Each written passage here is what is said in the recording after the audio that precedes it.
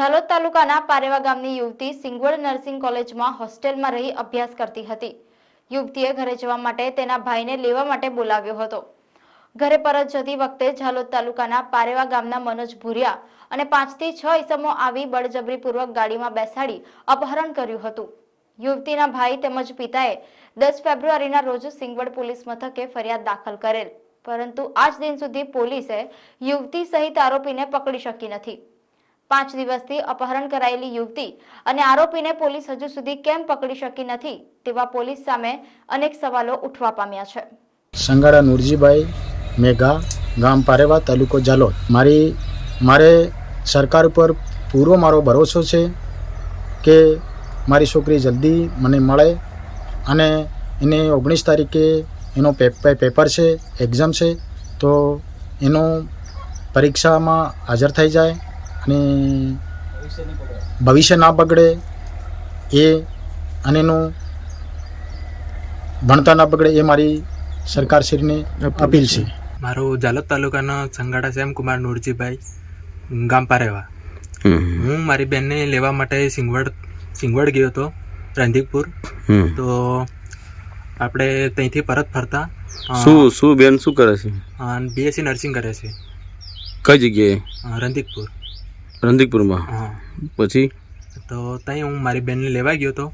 તો પરત ફરતા પાછું મારે રસ્તામાં આ ઘટના બની છે, જેમાં એ લોકો અમારા ગામના એટલે અમારા પારેવા ગામના ભુરિયા મનોજભાઈ, રાકેશભાઈ, એ છોકરો અને એના સાથે બીજા કંઈ 6-7 જેવા છોકરા હતા।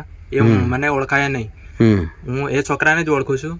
એ રસ્તામાં ઊભા હતા, લાકડીઓ લઈ અને બધું લઈને, સાધને લઈ હતા, એ મેં દેખ્યા નહીં। બીજા તો એ તુફાન ક્રુઝર લઈને ઊભા હતા તે રસ્તા ઉપર, જામરી કરમંદી ઉપર। તે મને રસ્તામાં ઊભી રાખી અને પછી મારી બાઇકની ગાડીની ચાવી લઈ ચાવી કાઢી લીધી અને પછી મને પકડી લીધો અને થાપોલ મારવા મળી ગયા અને ગોધા મારવા મળી ગયા, એવું કરવા મળી ગયા તે। અને આ એક બીજી બેન મારા સાથે હતી, તે બેનને બી પકડવા માટે જોર જબરદસ્તી કરવા મળી ગયા। પછી તે લોકો મને મારવા માંડી ગયા અને પકડી લીધો અને મારી બેન હતી સંગાડા શૈલીના બેન નુરજીભાઈ, એ મારી બેનને પકડીને તુફાનમાં મૂકી દીધી અને પેલી પાછા ધમકી આપવા માંડી ગયા કે પેલી બેનને બી ઉપાડ લઈ જઈશું એમ। એટલે પછી અમે કંઈ કરી શક્યા નહીં અને મારી બેન બૂમો પાડતી જઈને જતી રહી। એટલે એને ઉચકીને ફેંક મૂકી દીધી? ઉચકીને ક્રુઝરમાં બેસાડી એ લોકોએ। અચ્છા, તો આ ઘટના ક્યારે બની હતી? શનિવાર 2002 તારીખ 10 તારીખ આપણે આ બીજા મહિનાની શનિવારે। હા। કેટલા વાગે? આપણે 2:10 થઈ હતી, 2 થી 20ની ગાળામાં થઈ ગયું હતું એ બધું। પછી તમે આ માટે કોઈ બૂમાબૂમ કરી, કોઈ આવ્યું? ના, મેં બૂમાબૂમ કરી પણ કોઈ ઊભું રહ્યું નહીં ત્યાં। તમે આગળ કંઈ કરી છે ફરિયાદ? આગળ ફરિયાદ કરી છે ત્યાં રંધીકપુર પોલીસ સ્ટેશનમાં। રંધીકપુર આપી છે? હા। ક્યારે આપી? એ જ દિવસે આપી દીધી। હજુ કોઈ કાર્યવાહી કરી છે? હજી કઈ કાર્યવાહી થઈ નહીં હજી। કઈ તારીખે તમે ફરિયાદ આપી? 10 તારીખે। 10/2/2024। હા। આજે કઈ તારીખ થઈ? આજે આપણે 14 તારીખ થઈ ગઈ। 14 તારીખ થઈ એટલે આજે 4 દિવસ થયા। 4 દિવસ થઈ ગયા। 4 દિવસ થયા ત્યાં સુધી પોલીસે કોઈ તપાસ કરી? હજી કઈ તપાસ થઈ, કઈ જાણ થઈ નહીં હજી। તો મારે એ માંગ છે કે એ મારી બેનને જલ્દીથી જલ્દી ખોળી લે, એ મારી માંગ છે। અને એનું જે શિક્ષણ છે બગડે નહીં? હા, જે શિક્ષણ બી બગડે નહીં। સોમવારે એક્ઝામ છે પાછી। મારું નામ ગણાવા જાગૃતિ અનિલભાઈ, મારું ગામ પારેવા, તાલુકો ઝાલોદ। અમે SMTCS બાબો નર્સિંગ સિંગવડમાં 2nd યરમાં અભ્યાસ કરતા હતા। ત્યાં અમે હોસ્ટેલમાં રહેતા હતા। કોણ કોણ?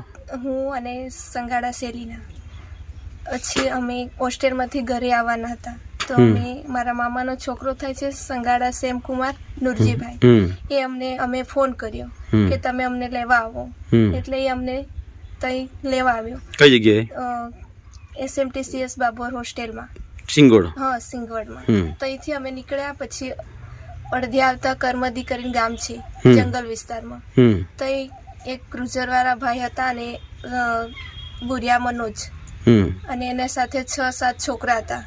એ વાળા અમે આયા ને એટલે અમને પકડી પાડ્યો સંગાડા સેમને. એટલે તહીં અમને ચાવી લઈ લીધી. પછી અમે બાઇકની ચાવી? હા, બાઇકની ચાવી લઈ લીધી. અને જે સેલીના હતી ને એને મારી બેનને ઉઠાવીને લઈ ગયા. અને પછી મને બી ધમકી આપી કે તું વધારે બોલીશ તને લઈ જાય એમ કે અમને ફોન કરવાની ઘણી ટ્રાય કરી પણ અમે ઘરે ફોન નહીં કરી શક્યા. અને ત્યાંથી સેલીનાને ઉપાડીને લઈ ગયા. તમને કઈ મારકૂટ કરેલ છે? ના. એ લોકોએ કઈ મારેલું તમને? હા, મને ધક્કો દીધી. તો મેં ફોન કાઢ્યો ને ફોન કાઢવાની ટ્રાય કરીને તો મને ધક્કો દીધી. બરાબર. એટલે ફોન નહીં કરી શક્યા અમે ઘરે. કેટલા દિવસ થયા? કઈ તારીખે? 10/2/2024 શનિવાર હતો. પછી તમે જાણ કરી હતી પોલીસ સ્ટેશને? હા, અમે પોલીસ સ્ટેશને તે દિવસ જ જાણ કરી. ફરિયાદ પણ આપી હતી? હા, ફરિયાદ બી આપી. તો આજે કઈ તારીખ થઈ છે? આજે 14/2/2024.